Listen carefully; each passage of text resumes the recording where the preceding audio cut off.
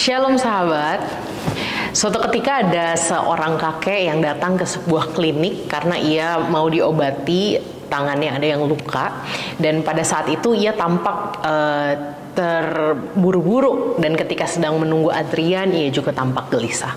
Lalu tibalah gilirannya untuk datang menghadap kepada dokter, bertemu dengan dokter dan suster, dan pada saat itu suster yang melihat dia gelisah seperti sedang dikejar waktu, ia bertanya kepada sang kakek, "Kakek, apakah kakek terburu-buru hari ini? Apakah kakek ada janji setelah ini?" Lalu si kakek itu berkata, "Iya, betul, saya ada janji bertemu dengan istriku." Lalu si suster ini bertanya, "Wah, kakek mau makan siang bersama dengan istri ya? Romantis sekali, kakek makan di mana?" Lalu kemudian si kakek ini berkata, "Oh tidak, aku tidak pergi ke restoran. Aku akan pergi ke panti jompo karena istriku sudah menderita Alzheimer dan ia tinggal di panti jompo." Lalu kemudian si suster ini bertanya, "Loh kakek, lalu kenapa kakek harus terburu-buru? Bukankah seorang yang sudah menderita Alzheimer di titik tertentu dia sudah tidak bisa mengingat lagi? Mengingat waktu, mengingat jam, bahkan kadang-kadang sudah tidak bisa ingat siapa pasangannya, suaminya atau istrinya." "Betul sekali, betul katamu, istriku sudah tidak mengenali wajahku dan siapa aku." "Lalu kenapa kakek terburu-buru, tergesa-gesa dan ingin menepati jam yang sudah ditentukan?" Lalu sang kakek itu mengatakan, "Memang betul dia sudah tidak mengenali saya, tetapi saya masih kenal betul siapa dia, dan saya sangat mengasihi dia." Saudara-saudara yang terkasih, ketika saya mendengar kisah ini, membaca kisah ini, saya mengingat bagaimana Kristus juga mengasihi manusia dengan luar biasa. Ini adalah sebuah kisah di mana ada cinta sejati ketika pasangannya sudah tidak mengenali suaminya, tetapi suaminya masih memberikan cinta yang begitu luar biasa kepada istrinya. Nampaknya kalau kita melihat bagaimana Tuhan mengasihi kita, anak-anaknya, ia juga seperti di kisah tersebut. Kadang-kadang kita tidak mengenali kehadiran Tuhan. Kadang-kadang kita tidak sadar bahwa Tuhan bersama dengan kita. Tetapi ia adalah Allah yang setia.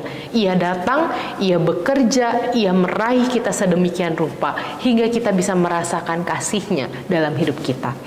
Kisah Paskah salah satunya juga menunjukkan hal ini. Ketika Yesus menampakkan diri kepada Maria Magdalena di kubur, pada saat itu Maria Magdalena juga tidak menyadari bahwa Yesus hadir. Yohanes 20 ayat 14 sampai 18 merekam kisah tersebut. Di situ tertulis demikian. Sesudah berkata demikian, ia menoleh ke belakang dan melihat Yesus berdiri di situ, tetapi ia tidak tahu bahwa itu adalah Yesus. Kata Yesus kepadanya, "Ibu, mengapa engkau menangis? Siapa yang engkau cari?" Maria menyangka orang itu adalah penunggu taman, lalu berkata kepadanya, "Tuan, jikalau Tuan yang mengambil dia, katakanlah kepadaku, di mana Tuan meletakkan dia, supaya aku dapat mengambilnya." Kata Yesus kepadanya, "Maria." Maria berpaling dan berkata kepadanya dalam bahasa Ibrani, "Rabuni," artinya guru. Kata Yesus kepadanya, "Janganlah engkau memegang aku, sebab aku belum pergi kepada Bapa. Tapi pergilah kepada saudara-saudaraku dan katakanlah kepada mereka bahwa sekarang aku akan pergi kepada Bapakku dan Bapamu, kepada Allahku dan Allahmu." Maria Magdalena pergi dan berkata demikian kepada murid-murid, "Aku telah melihat Tuhan," dan juga bahwa Dia yang mengatakan hal-hal itu kepadanya. Sahabat yang dikasihi oleh Tuhan Yesus Kristus, di dalam bacaan tersebut dalam Yohanes 20, ini adalah sebuah kisah Paskah yang sangat menginspirasi dan mengena di dalam hati kita. Ketika kita melihat kita memiliki Tuhan yang datang kepada kita, bahkan ketika kita tidak menyadari, ketika Maria belum menyadari bahwa itu adalah Yesus, Yesus memanggil Maria dengan namanya. Sehingga Maria menyadari bahwa di situ ada Yesus yang ia kasihi hadir bersama-sama dengan dia. Kadangkala dalam kehidupan kita menghadapi berbagai macam hal, sehingga mata kita, hati kita tertutup seperti Maria. Kadang kita merasa kesepian, kadangkala kita diliputi perasaan bersalah, rasa gagal, perasaan-perasaan tertekan karena berbagai macam pergumulan dalam hidup kita. Dan itu adalah sesuatu yang wajar, karena kadang-kadang dunia menempatkan kita berada di dalam situasi-situasi yang sulit. Namun satu hal yang menjadi kabar sukacita bagi kita, bahwa ketika Yesus hadir, dan kadang-kadang ketika kita juga belum menyadari kehadirannya, Ia mengenal kita dengan nama kita.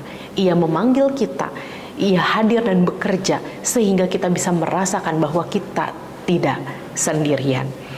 Di saat kita tidak berdaya, di saat dimana kita tidak mampu melihat, Ia hadir untuk membebaskan kita. Maria Magdalena adalah seorang perempuan yang pernah dibebaskan Yesus ketika ia kerasukan roh-roh jahat. Dan ketika Yesus bangkit, ia pun merasakan pembebasan kembali ketika matanya dibukakan bahwa Kristus telah bangkit. Saudara-saudara yang terkasih, kisah Paskah adalah berita sukacita, kabar baik bagi setiap kita, bahwa kita tidak pernah dibiarkan tenggelam di dalam kekelaman hidup kita.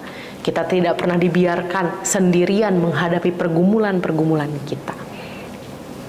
Yesus, Ia bekerja, Ia datang, dan Ia melalui kebangkitannya, Ia menyediakan kesempatan bagi setiap umat yang percaya untuk bisa terbebas dari belenggu dunia. Sekalipun saudara-saudara dan saya menjalani kehidupan yang dipenuhi dengan badai, percayalah, Ia memberikan kita damai. Tuhan Yesus memberkati kita. Jangan lupa like video ini, jangan lupa subscribe, dan juga share video ini kepada teman-teman dari sahabat sekalian. God bless you.